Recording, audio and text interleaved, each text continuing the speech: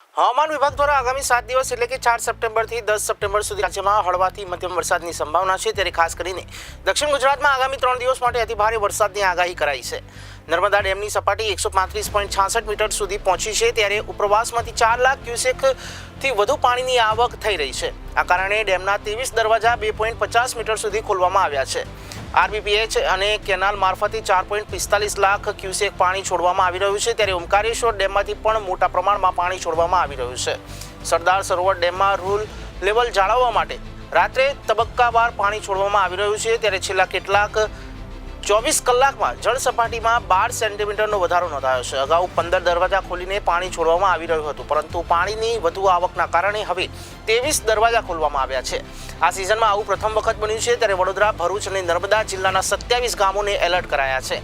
નર્મદા નદી હાલ 2 કાંઠે વહી રહી છે। ત્યારે મધ્યપ્રદેશમાં ભારે વરસાદના કારણે થોડા દિવસ પહેલા ડેમના 15 દરવાજા ખોલવામાં આવ્યા હતા। ઉપરવાસમાંથી આવતા પાણીને કારણે ડેમની સપાટી 136 મીટરને પાર કરી ગઈ। ત્યારે 23 દરવાજા ખોલવાથી નર્મદા નદીનું જળસ્તર વધ્યું છે।